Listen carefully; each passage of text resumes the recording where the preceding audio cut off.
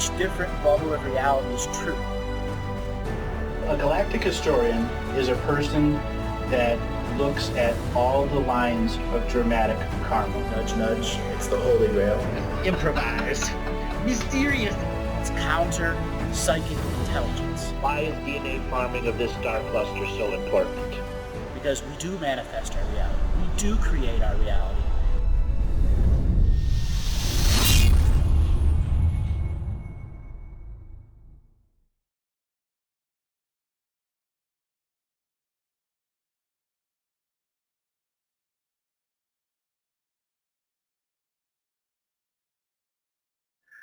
So, I'm going to continue reading the directions of energies until I get the next caller in. Today's an open call-in day. People have any questions from any of my previous shows. So just a second here as I retune into the energies of the day.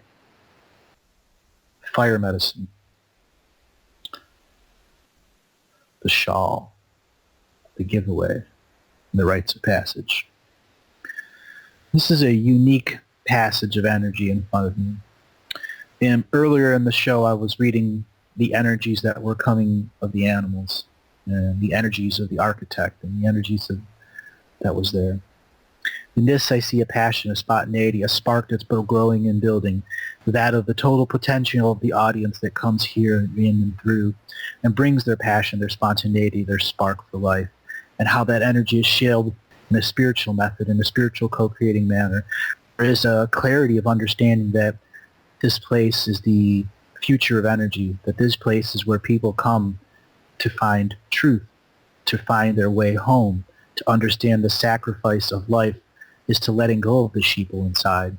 It's giving away the great energy of domination and control and stepping into your rites of passage so you can understand in the adult mind what the choices of this world are be.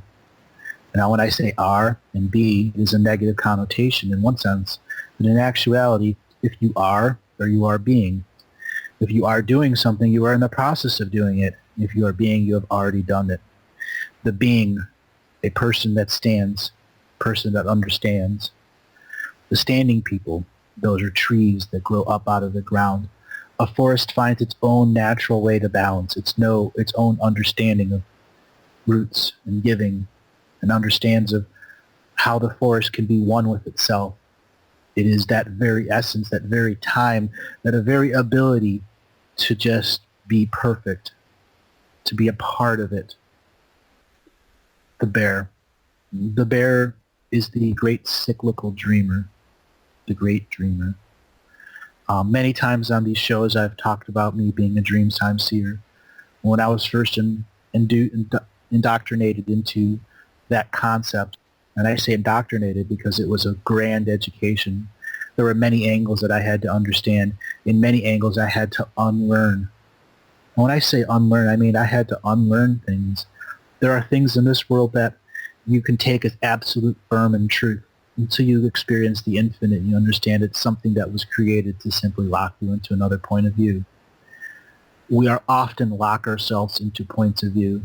And that's how we prevent ourselves from healing. That's how we prevent ourselves from enjoying and loving and co-creating with the great world that is here. So much of this world is about knowing when you're co-creating with others or when you're co-creating with yourself. When you're co-creating with others that are linked to themselves, you're really doing what the universe has meant you to do. You're here to express and love and be a part of it. When you're limiting yourself and you're single creating within your own world, some call that the fantasy world, others call that protected world. Some of the forces of domination and control like to use that method against us humans, limiting our concepts, limiting our ability to understand the various aspects or avenues of consciousness exploration. In the 60s and the 70s, as protesting rise and the rise of hallucinogenic drug use rose, people began to expand and explore until finally the drugs itself crashed and people realized they had put themselves into a recreational falsehood. Now there are people that were able to get true experiences out of those because they respected the drug, they respected the process, and the people that brought them there. If you don't respect that aspect to it, the experience won't be spiritual. So for all those people that are out there in that concept, you understand you must have reverence for it in every way, shape, or form. That's how you ultimately understand the respect of the experience. The respect of the experience. I have been asked, how do you do this? What experiences were you that you had that defined you, who you are today? It's not a single experience that made me who I am today.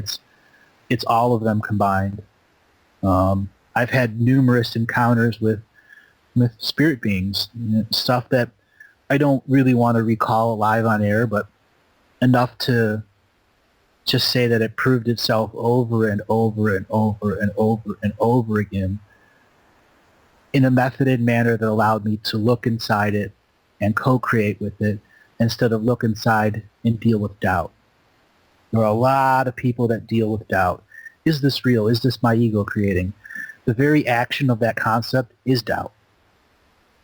When you go into the no concept, no mind, no thoughts, no structures, you realize that the ego does not have a language to communicate with. So what it'll try to do is to twitch your body and make your body flex or twitch during your times of relaxation. You must express your energy over that part too to get to the next layer. Because the next layer is where the science repays you with volume. When I say volume, because that's where you tune into your third eye, where you turn into that chakra and you just understand the various waves of information and energy that are flowing in and out of your body. And if you concentrate on one part of your brain, you'll get one concept. You concentrate on another part of your brain, you'll get another concept. It's like tuning into an AM radio. Now that was what it was like for me. And as I began to expand and explore those concepts is when I understood that there were dreamtime realms that vibrated in a different level of existence than there were here. I was able to access them on a real-time basis, physically standing here talking to you and at the same time coexisting in a dream world. That was the ultimate gold of the energies that was being taught to me. And over a period of a few years, I began to understand how to do that, how to co-create myself into several dozen places at the exact same time.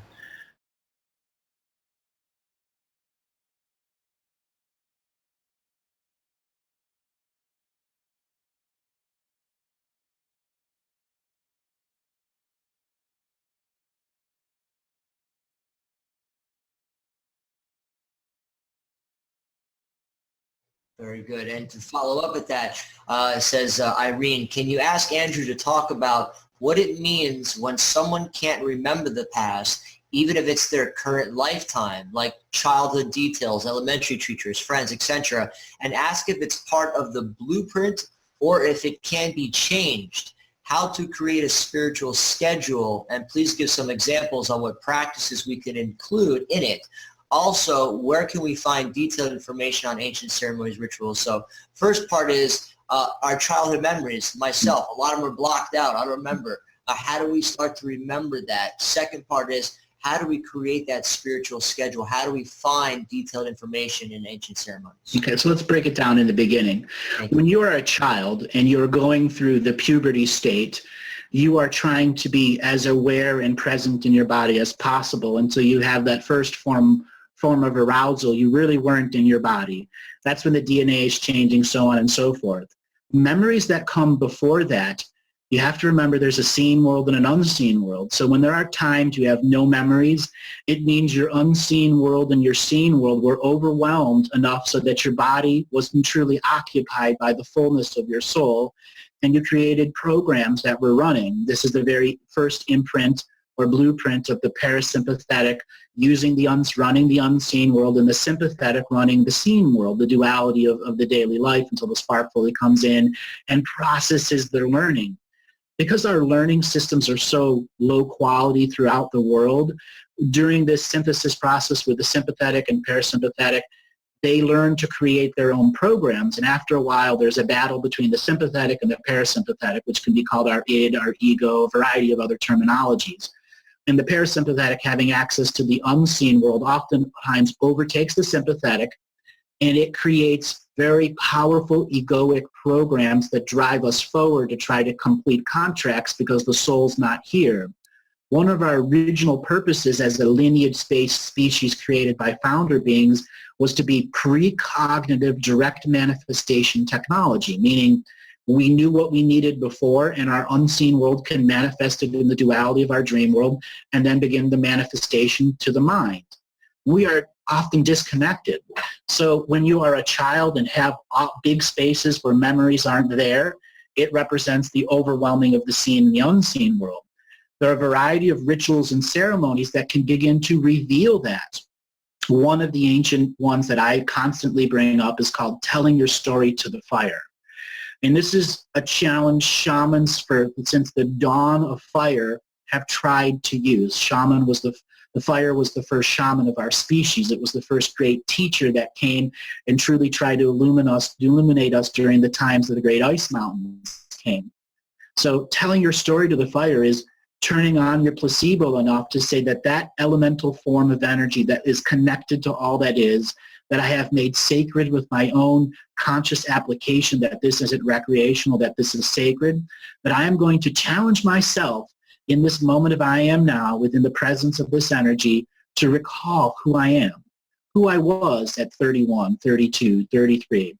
What I do is I go in reverse. I start at my 42, go to 41, and I try to get 1 or 2 or 3 things of each year. And then I regularly repractice this, and I write it down until I have several pages of worded notes that trigger the mnemonic me to say, yeah, I played Axis and Allies when I was 9, 10, and 11, then I hated the game, and I went out and learned something else. I played tennis when I was 14 to 15. I may not remember every game, but I am creative enough to predict what I would do between the month of June and the month of January.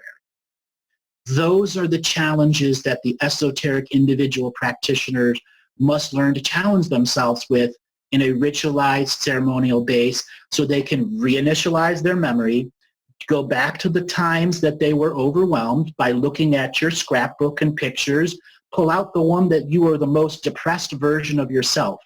Everyone has pictures where you know deep down inside you were just not well that time. Focus on that picture. Know that you are all of your past, present, and future lives simultaneously existing, and tell your story to that depressed person. Create a portal to them through that picture. Send love to them through that picture. And by having that practice story that you've done before, you will then change the resident energy of all of those depressive times if you create the agenda. That was the other part of the question, the agenda of some of the greater processes. It is you, the individual, who must look at the scrapbook of your life and look for the variety of the top 10 lows and actually ritualize, ceremonialize, and send healing, treatment, love, and story to each of those individuals. And then opposite of that pendulum, your highest moments of life also need that same story. Until one is ready through the ritual and ceremonialization process of sacredness to go back to the fetus in the womb, tell that entire story so clarity comes about 3 years old, 4 years old, because you are a thinking, living, breathing being then who has access to the infinite in the now. And we are just learning it as adult beings, the same access we had as children. And I just want to add on to that, Andrew, because this is a big piece that I've learned. In my teenage years, I was through AA and NA a lot. Mm-hmm. And AA and NA is a spiritual program that once you write down all the worst things you've done and you've come to terms with it, yep, and you write it on paper and you read it to someone else and you burn it, you have a spiritual awakening. And I've experienced that. So to all the people out there, AA, NA, that is a really good spiritual cleansing program that I use for that purpose alone. Now, in retrospect, but what you just said, that resonated with me with that.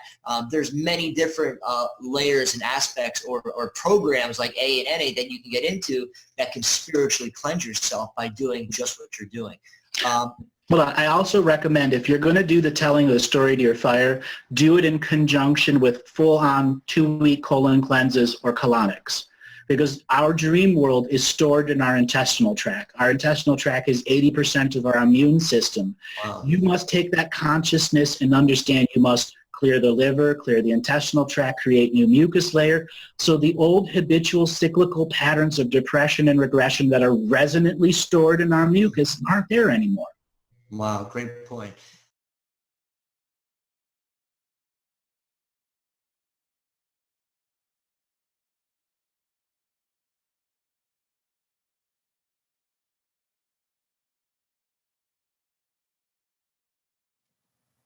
Now, if you have any questions on that, please take the time and put them in the chat room so our team members can bring those questions to me for later in the webinar.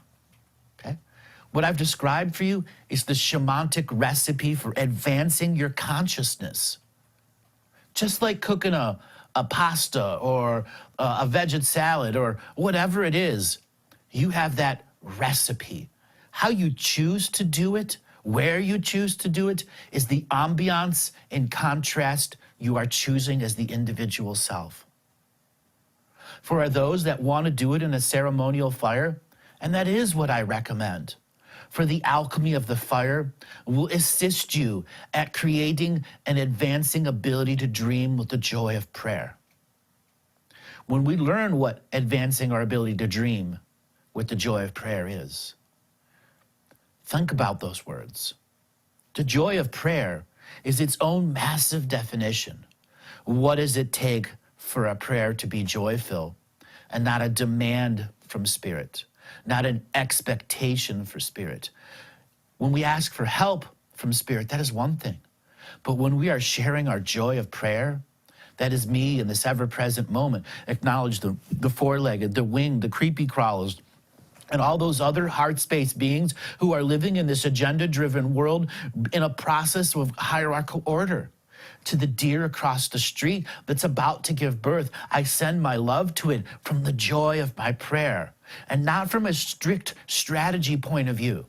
Though the strategy is what helped me understand that the joy of prayer needs the joyful creation behind it. It needs the inner genius, and that's the ability to dream.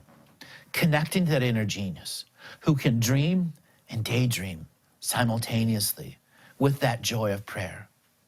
When you take this shamanic recipe of advancing your consciousness, you will have a greater understanding of the meal you want to create for yourself, the 7-course dinner of dreams you want to give to yourself. Can you do it? Can you challenge yourself in a litmus test? For those of you who don't understand the word litmus, look it up. It's a scientific term that tests acidity. Are you acidic to your own concepts? Are you in balance with them? Acidic means there's some form of resistance or rejection or some form of self-defeating program that limits your ability to use the inner sacred genius to look at the subject, define the subject, create a strategy behind it that will be used in the joy of prayer. That's the recipe. And everyone has that. Salt, pepper, marjoram, oregano, garlic, whatever you want to add is your joy of prayer, your strategy. Now, so many people ask, how do you have joy in ceremony? That's natural. When you like doing something, you're in joy.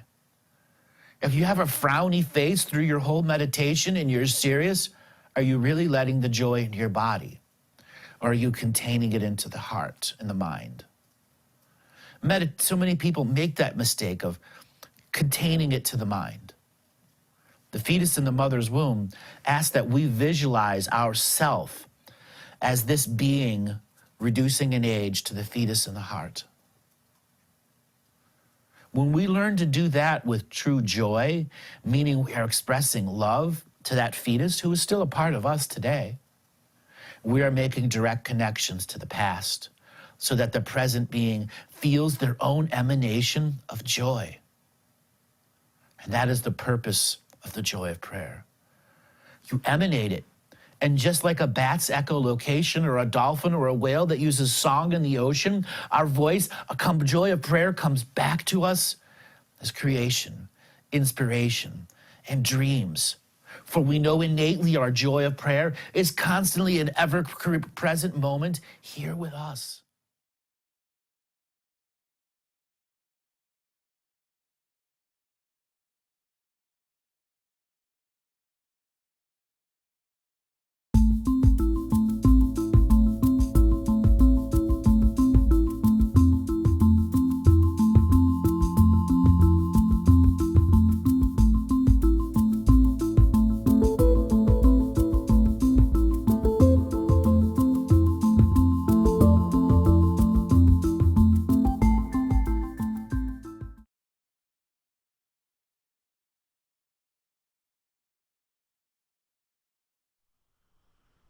So no, you came here with a mission to make sure at the end that you would have done this lifetime that you just did, shared with your wife.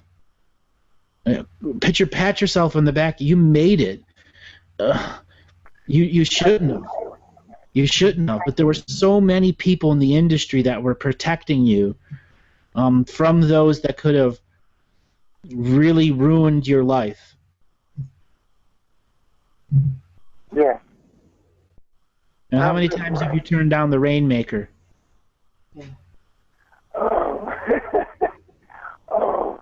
Many times. Many. That's because you got heart and you got soul, and you know if you took that deal with the devil, you'd be dead. Yeah, it doesn't even look appetizing. That's right. And but also to my fellow man, by, like you say, creating, Mm-hmm. and putting your spirit out there sure covers a lot of ground, and it says a lot for everyone. We're all in this together. If we just embrace, and all these people that are here on this call and follow you, Andrew, are like-minded people. And they want to know, and they want to connect. And this is a lovely, lovely thing. And thank you.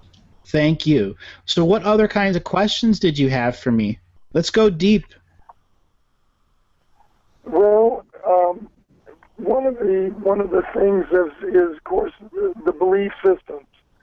As I'm very gently, but quite often, speaking to my very hip comrades and colleagues about belief systems and about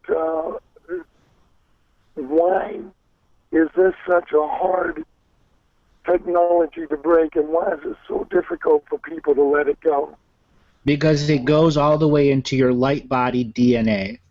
Our physical DNA, this DNA lineage that we are currently living in, is a manifestation from your mother and father who created a portal with an egg and a sperm for your soul to come in and manifest a photonic technology that is a DNA code, which allows you to make arms, legs, butts, fingers, eyelashes, so that your soul can be a part of it and begin experiencing.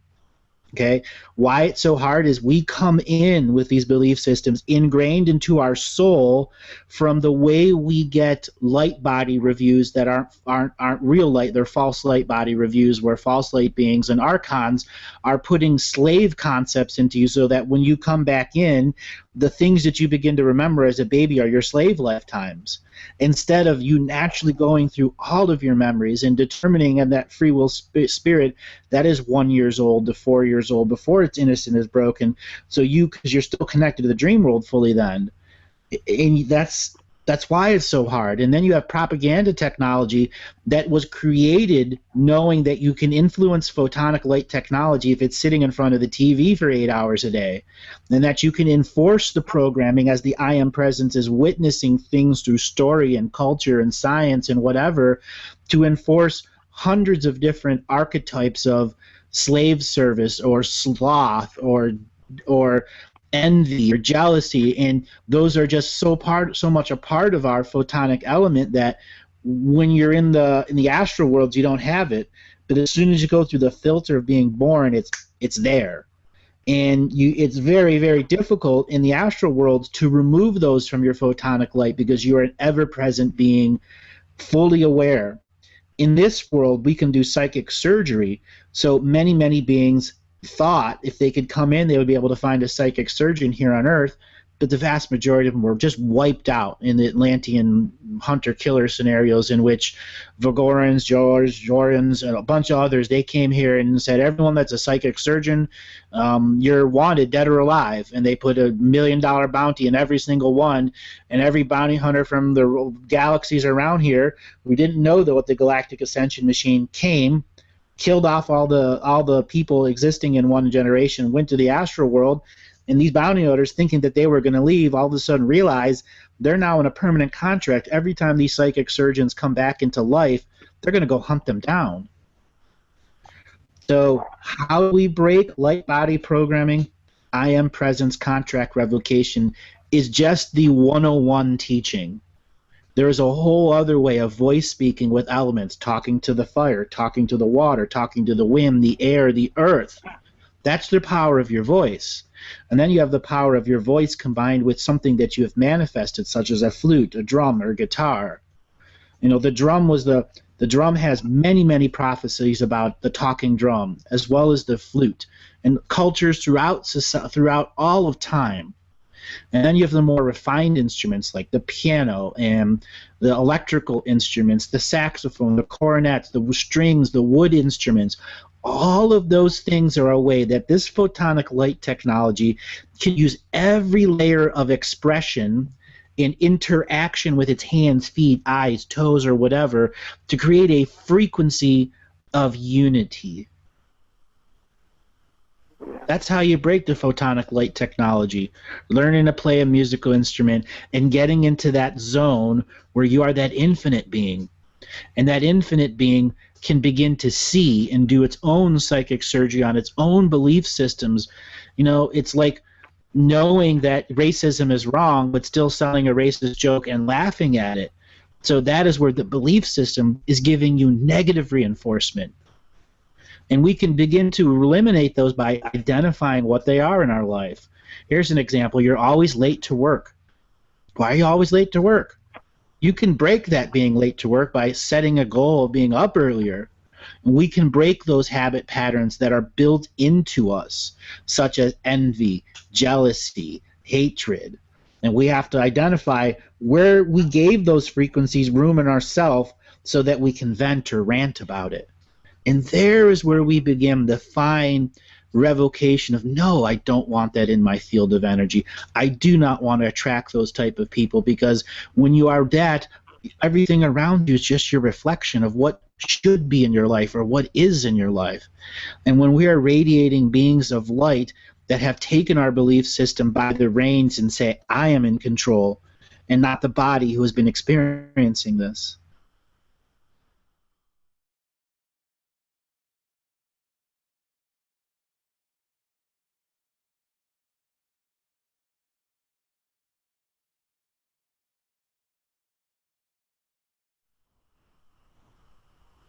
Okay, I want you to call upon your Arcturian guide to open up the collective hall of records inside that cyst. You know where it is exactly in your throat. You can feel it. Yes. I want you to have him open up the hall of records, collective to all collectives. And I want you to share that collective with all collectives to every piece of music you have ever written. You know, you may not physically remember them, but in this metaphorical concept, this is why this cyst is here. You were not allowed to have the collective frequency of the Arcturians in every piece of your music. And this is a representation of what was suppressed from you. And now you're at a stage where taking away that suppression will heal this cyst.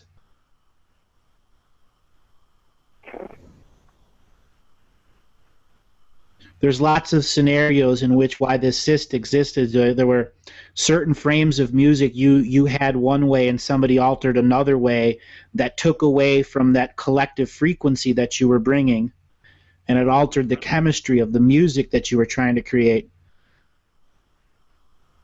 And oftentimes you had oral arguments with these people who were really idiots about music. And now, hold on, I'm just pulling out hundreds of arguments, suspended voices. You don't need these. Every time your voice was ever suppressed, you need to let this go about whatever was going on in the music industry. You made it. You've earned the right to be free of this energy. So this is the whole records collectives of the collectives with all. I mean, That's right. collectives of the collective share of this, sharing my music with the Arcturians. Yes. Okay. I will do that. There we go. I you know, the joy, whether I'm playing with one person or 100 people, which I do all this quite often. I'm very active. is the joy of just a dyad or even a triad with another person. It's pure joy. Yep. Doesn't matter anybody else is listening or anything else.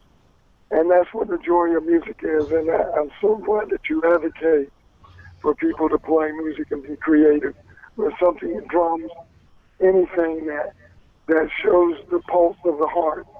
That's right. And, because that's who we are.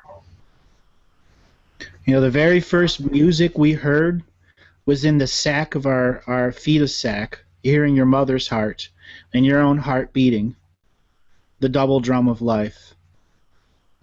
It's the first thing everyone's heard. That's how closely we connected to sound and music. For 9 months, that's what you hear, is the beat of your mother's heart and the beat of your own heart. Constantly in rhythm, constantly in joy. Wow, I didn't even ever think of that. Okay, I'm just pulling some really dense energies out of your throat right now. When you tried your talking to the story, your fire to the story, how did that go? It went real well. In fact, my voice is already starting to clear up. Thank you. And I know people can hear it. I was a leader when I told my story in front of the fire, and you know, I just felt lighter. I felt sort of some of the weight off my shoulders, and what I'd like you to do is to go back to the fire and go, you know, I've told my story, but there are some scenarios in which I never got to speak in my life. And I think in your 30, 40 years in the industry, you knew that there were times that you just shut up and took the money. So whatever drama was going on was going on. And there are things that you need to say about the industry in the 40 years that only you and the fire need to know. Absolutely. A lot of that negative works that I was a part of was never the purpose. The purpose was playing with the other musicians. Absolutely. And there was always the joy there, so it was a protective field or a protective place I was in. And you're absolutely right with the corruption of the movies and the records, and it's all done on purpose. Right. It's, not to say there's not great artists out there, they are, but signing the deal with the Rainmaker, no. And I know people that's done it, and unfortunately, they're not here anymore. That's right. They didn't make that deal with the devil. Yeah. So when you get a chance to go in front of that fire again, you're saying it for yourself in your own way, but you're also saying it for every other musician that took that Rainmaker's deal and they're trapped and they're out. Because telling the truth at that level from the inside to that element of fire is a great healing for your soul. And for all those that never knew they could do it. And when you choose to do it out loud by the fire and enter it into the Earth Akashic record, every being who's ever heard one note of your music now has that in their energetic frequency of unity of what went on in the music industry. The truth. And the good truths. Not just the bad truths. The good truths, too. That's why you bringing that collective of collectives to that cyst is so important, because you're going to link every note that you've ever played that's ever been recorded, has ever been live on air or listened to. All of those beings now have access to the collective. And all you got to do is tell the rest of the truth. Just you and the fire. It's not about drama or anyone listening in or writing it down. It's your chance to do what's just right to your soul. Thank you. I will do that. Thank you. You have been an incredible read, and there's just a rocket in the chat room of people going by.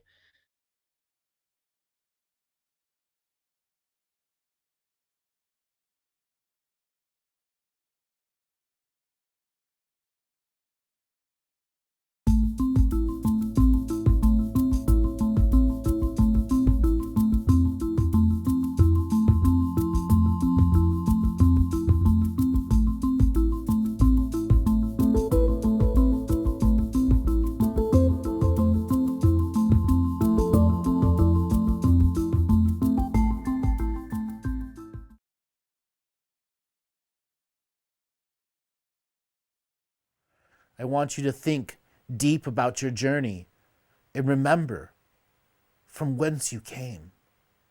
For this journey is about the fetus in the womb. There, in the fetus of the womb, you can discover and use the sanctuary of all souls to understand the 12 common labels that aspects understand. These labels are words in English format that have both myth and definition and common colloquial tongue behind them. What I'm asking you is to use your genius meditation teaching state to integrate words into spirit and to the journey. So charting your course opens the window of opportunity in I am now time to have even greater co-creation and the ability to journey in the mind, heart, and spirit unified as the I am now. Find your vision. You have done the heart meditations. You have seen and felt your own experience. What next is left in your journey that isn't instant gratification? What is left? See the great massive lake that is your environment, the ocean of your journeying, for know that is your sacred process. To make sacred, to emblazon in all the language and spirit forms that you can, that this is my sacred place and space, my divine connection in equal co-creation with all forms of life. You are your own sacred master, self-illuminated, for you have taught yourself lessons to get here. You've shared your words with yourself and others.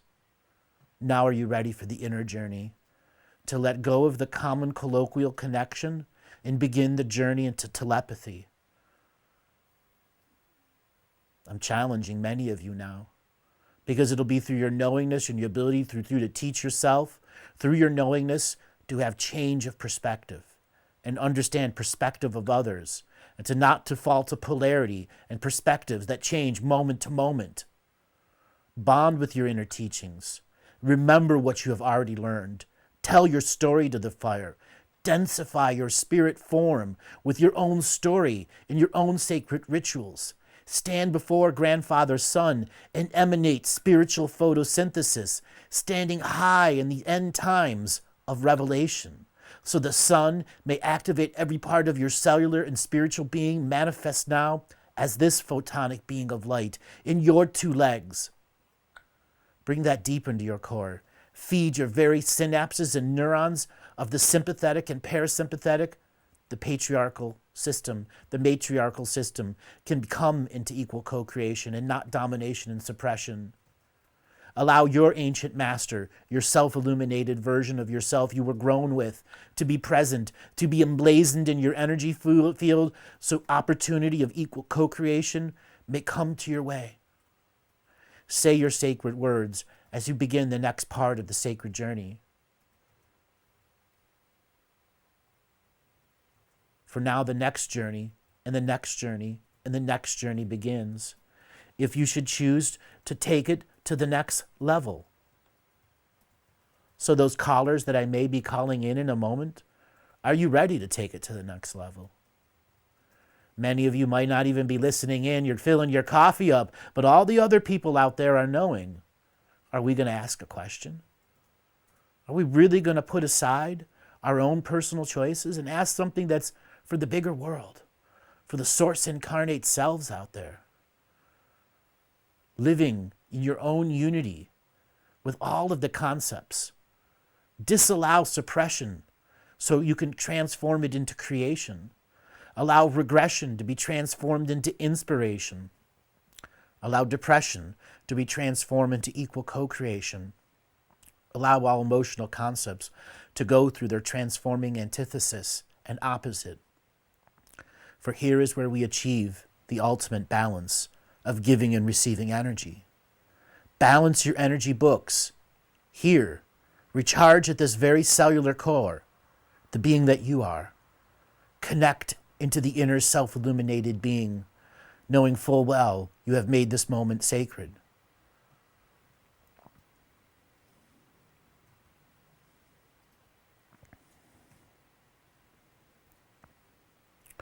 And your purpose in this mission is to find what it takes within you to allow this into your heart, to allow this into your blood, to allow this into your marrow, to allow this into your brain and into your sympathetic and parasympathetic, to begin to bring every aspect of moment where you are looking for co-creation with a faith and bonded in your knowingness.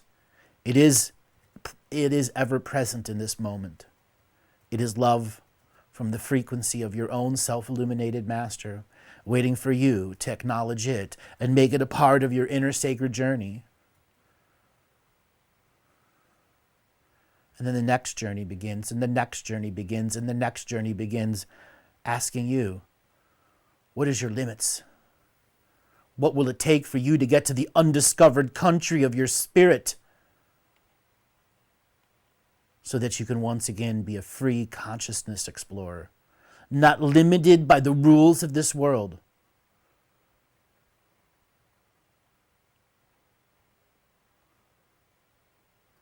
Regenerate your heart space. Regenerate your wisdom.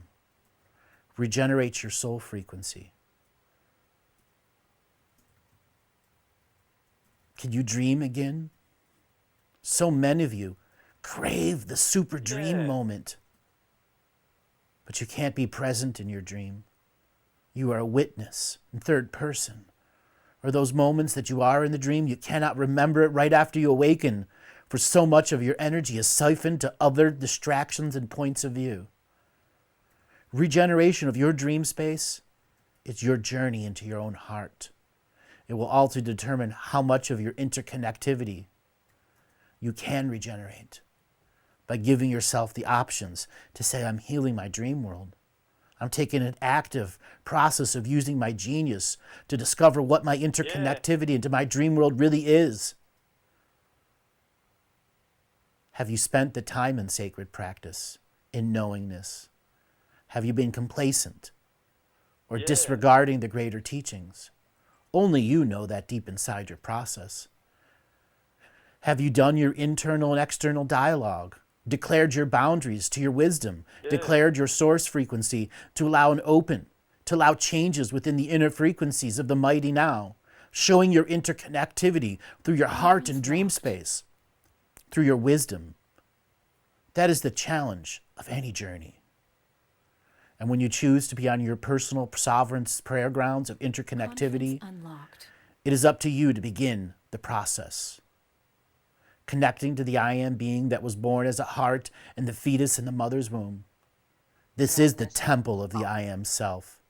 It is where all versions of you that have danced in the shadows and patterns of the temple of the chosen I Am, now to see the 7 previous and the 7 future generations of teachers, that of the present now, is the super technology interconnected with the 7 future generations of yourself, waiting for you, the I Am being of now, to make choices and actions that become solidified so that the future can make choices and actions that become solidified to make an ancient future now real. How much repetition before illumination will it take for you? How much inner fortitude will it require to regenerate your inner process? For it is in the internal fortitude that thrive to live here in the now, so that we can make inner peace journeys, inner creative journeys, or spiritual journeys to the outer universes. It requires us to have that internal fortitude, that spice of life, that understanding. The balance is a part of our way. That presence is a required action in yourself. If you want to be a spiritual being that is connected to faith, knowing that you're more than you've heard, read, or studied, it is our choice at any moment in time to make compassion and expectation something that no longer has to be made with choice. Compassion is innate and emotional. Expectation compassion is innate and emotional. Expectation is innate, though we can change the negative habitual habit patterns and cycles of that process so no harm is caused, disunifying our life path. By surrendering our frequency to balance itself, to presence, to faith, and the action and choices that we make in the now. By doing that, we become the integrity of ourself, the I Am unity being in the macro and micro moment of the now. Who knows? I can chart my course based on how balanced I am, how present I am, how much I am in equal co-creation with my faith, knowing that action turns knowledge into wisdom, and that each action has a choice behind it of compassion or expectation, and I can eliminate compassion and expectation from frequencies of non-choice and create choice in it by changing the cycle, by surrounding the most basic parts of myself, the I am unity being of the now, who is a part of the we are. This is charting your course. And the next level here is understanding your window of opportunity. For you have just completed a unique moment, and before that another unique moment. You have had hundreds of unique moments this day, and yet you are not able to see the window of opportunity to enjoy the mystical, to thrive in the mystical, to live in the mystical life daily, to moment, instead of week to week, year to year, month to month. You can come to the mystical experience with full knowledge and wisdom and the understanding of the co-creative choices in the moments of the now, so that we can begin our ascension process into no-time beings who no longer need to adhere to Roman numeral det time, but heart space time in this hyper-frequency of now. Give yourself the gift, and I'll see you in the dream world, ladies and gentlemen, boys and girls, children and sentient beings of all ages and all eras of history. Ha-ha! Alrighty, that was a special one. Special. I want to thank everyone for listening to my impassioned speech.